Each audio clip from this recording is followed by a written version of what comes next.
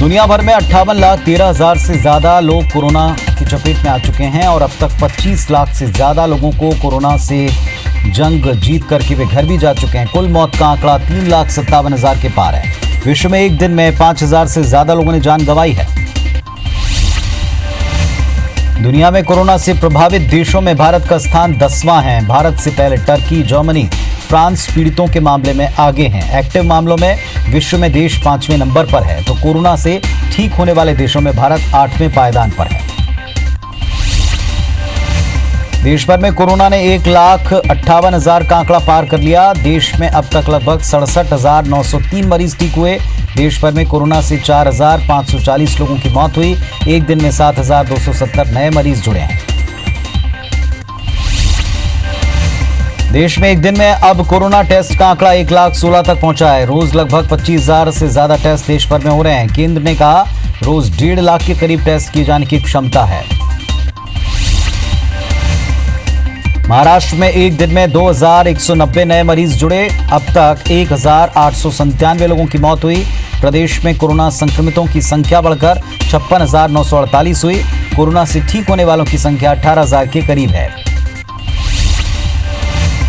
तमिलनाडु में 18,545 कोरोना मरीज मिले। कोरोना से अब तक 136 की मृत्यु हुई। प्रदेश में 9,909 लोग पूरी तरह ठीक हुए। प्रदेश में एक दिन में 817 मामले बढ़े। कोरोना मरीज मिलने में प्रदेश का दूसरा स्थान है। देश की राजधानी दिल्ली में कोरोना मरीजों का आंकड़ा 15,257 है। दिल्ली में अब तक 303 लोगों की मृत्यु हुई। 7,264 लोग ठीक हो चुके हैं। कोरोना रोकथाम के लिए सीएम अरविंद केजरीवाल लगातार हालात पर नजर बनाए हैं। गुजरात में अब तक 15,205 कोरोना पॉजिटिव मिले। प्रदेश में अभी तक 938 की मृत्यु हुई।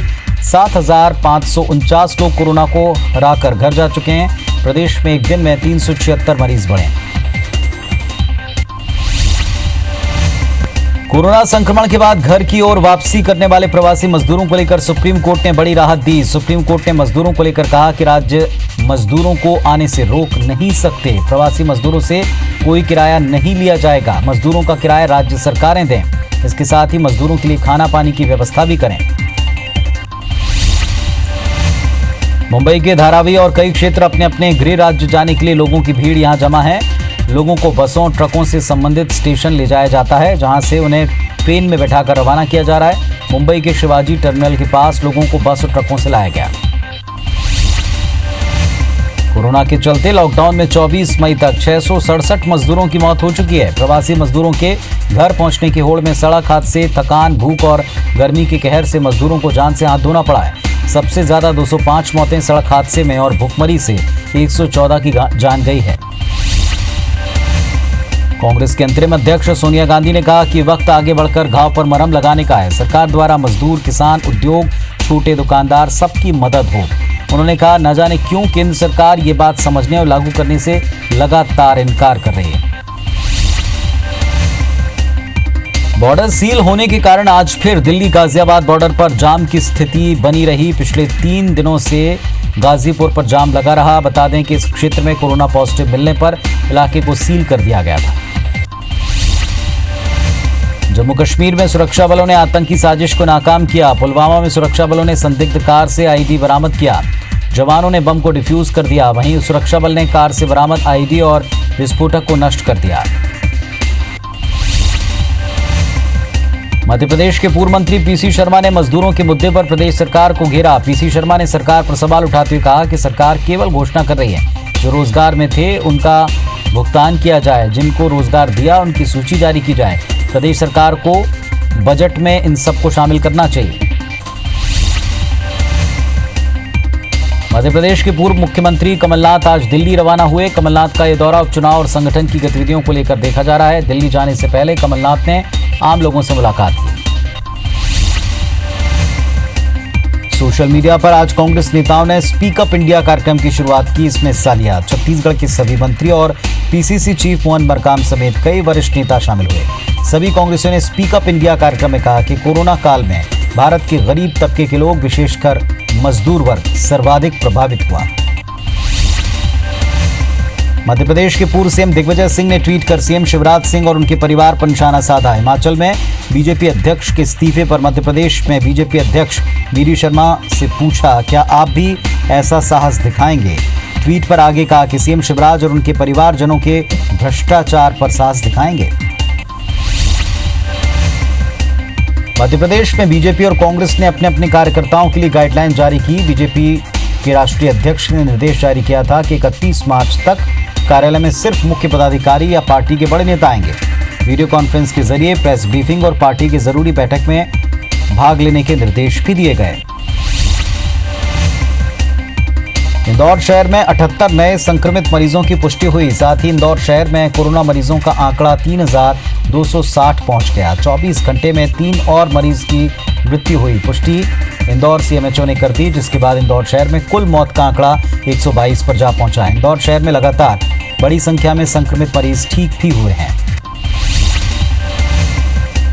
नीमच जिले में कोरोना मरीजों की संख्या बढ़ती जा रही है। जिले में 33 नए मरीज मिले। नीमच में अब कोरोना मरीजों की संख्या बढ़कर 150 हो गई है। जिले में बढ़ते मामले को लेकर प्रशासन अलर्ट पर है। अधिकारी लगातार प्रभावित क्षेत्रों का दौरा कर आवश्यक निर्देश दे रहे हैं।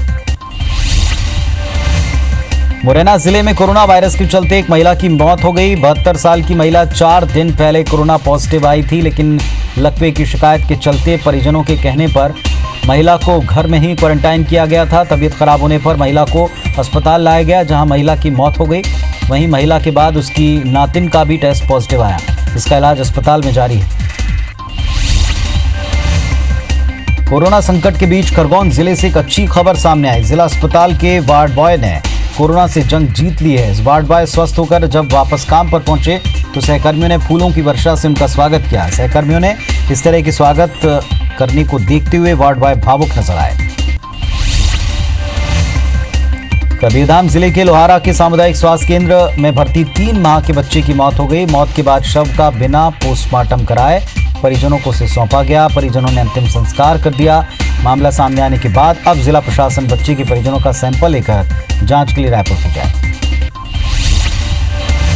मध्य प्रदेश में राज्यसभा की 3 रिक्त सीटों पर अगले महीने चुनाव होने की आहट है। लिहाजा विधानसभा परिसर में मतदान स्थल को बदलने की कवायद भी जारी है और इसी तरह विधायकों से उनके स्वास्थ्य से संबंधित जानकारियां जुटाई जा रही हैं। मध्य प्रदेश में राज्यसभा की 3 सीटें खाली हो चुकी हैं। ये सीटें दिग्विजय सिंह, प्रभात झा और सत्यनारायण जटिया की हैं।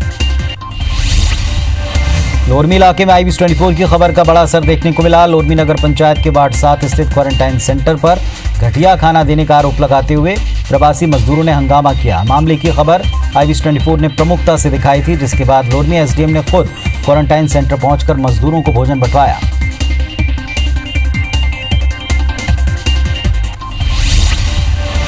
भिलाई नगर विधायक देवेंद्र यादव ने मंत्री मोहम्मद अकबर से मुलाकात करके सरकारी स्कूल के संधारण के साथ बच्चों को सुविधा उपलब्ध कराने की मांग की।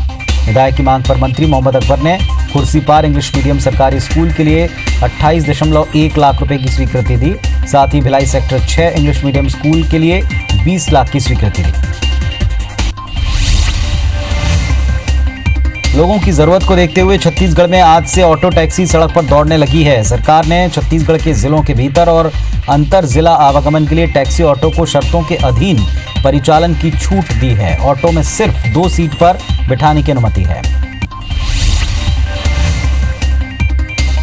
सागर के बुंदेलखंड मेडिकल कॉलेज में बड़ी लापरवाही सामने आई। पैरामेडिकल कर्मचारी कोरोना मरीजों की शिफ्टिंग के बाद बेहोश हो गया। बताया गया कि कर्मचारी PPE किट पहना हुआ था। कर्मचारी 25 मिनट तक पड़ा रहा, पर किसी डॉक्टर ने हाथ तक नहीं लगाया। बाद में एम्बुलेंस के कर्मचारियों ने अस्पताल में उसे भर्ती किया। ग्वालियर जिले के सब्जी मंडी के व्यापारियों ने आज कलेक्ट्रेट के सामने प्रदर्शन किया। कारोबारियों का आरोप है कि प्रशासन चंद सब्जी कारोबारियों को लाभ देकर बड़ी तादाद में सब्जी व्यापारियों को नुकसान पहुंचा रहे हैं। वहीं मामले में कलेक्टर ने कहा कि मंडी प्रबंधन से बात करके आगे की कार्रवाई की जाएगी। राज्य सरकार द्वारा मक्का खरीदी की सरकारी व्यवस्था नहीं किए जाने के कारण नगरीय क्षेत्र के किसान मक्का बेचने के लिए भटक रहे हैं। खरीदी की व्यवस्था न होने से किसानों में नाराजगी है। नगरी में करीब 1000 एकड़ में लगे मक्के की कटाई किसानों ने कर ली है, लेकिन शासन प्रशासन द्वारा मक्का खरीदी की कोई तैयारी नहीं। कांग्रेस विधायक बाबू जंडेल के साथ कार में सवार 2 युवकों ने गाली गलौज की। कुछ देर बाद युवकों ने अपनी गाड़ी विधायक की गाड़ी के आगे लगाकर फिर गाली गलौज की। विधायक की शिकायत पर डीएसपी ने तत्काल कार्रवाई करते हुए कार को कस्टडी में लिया। आरोपियों की तलाश की जा रही है। बिलासपुर में निगम के 800 सफाई कर्मी हड़ताल पर चले गए हैं। पिछले 2 महीने से वेतन नहीं मिलने से खफा हैं। मांगे पूरी नहीं होने तक विरोध की चेतावनी भी दी है। सफाई कर्मियों की हड़ताल के चलते शहर के 70 वार्डों में सफाई व्यवस्था ठप है। उज्जैन के नागदा रेलवे स्टेशन पर एक स्पेशल ट्रेन को रोककर गर्भवती महिला की प्रसव करवाया गया। महिला को पीड़ा होने पर रतलाम मंडल और यात्रियों के सहयोग से अस्पताल में भर्ती करवाया गया। कुछ देर बाद महिला ने बच्चे को जन्म दिया। महिला उत्तर प्रदेश की रहने वाली बताई जा रही है। डॉक्टर ने जच्चा बच्चा दोनों को स्वस्थ बताया। मुरैना के जौरा और कैलारस क्षेत्र में टिड्डियों ने उत्पात मचा रखा है। 25 से ज्यादा गांव में टिड्डी दल ने हमला कर खेतों में खड़ी फसल और सब्जियों को नुकसान पहुंचाया। वहीं ग्रामीण ढोल नगाड़े बजाकर टिड्डियों को भगाने में जुटे हैं। टिड्डियों के हमले को देखते हुए कृषि विभाग ने क्षेत्र में अलर्ट घोषित किया। निजी अस्पताल में भर्ती पूर्व सीएम अजीत जोगी की तबीयत देर रात बिगड़ गई। देर रात आए कार्डियक अरेस्ट के बाद उनकी हालत गंभीर है। हार्ट रेट और ब्लड प्रेशर में अनियमित उतार चढ़ाव है। वहीं हार्ट सर्जन समेत डॉक्टर्स की टीम लगातार उनकी हालत पर नजर बनाए हैं। बलरामपुर जिले में IBS 24 की खबर का असर हुआ। राजपुर जनपद पंचायत के ग्राम पंचायत उधवा कठरा में पेयजल की समस्या दिखाए जाने के बाद प्रशासन की टीम हरकत में आई और 10 दिन के भीतर गांव में बोर कर खनन करा दिया। ग्रामीण पीने के पानी के लिए 1.5 किलोमीटर का रास्ता तय कर जंगल में स्थित एक ढोडी से पानी ला रहे थे। देश में नौतपा खूब तपा है। नौतपे के चौथे दिन गर्मी से छत्तीसगढ़ मध्य प्रदेश भी तप रहा है। मध्य प्रदेश के 12 जिले लू की चपेट में हैं। खजुराहो में तापमान 46 डिग्री पर है। छत्तीसगढ़ में भी भीषण गर्मी ने लोगों को परेशान कर रखा है।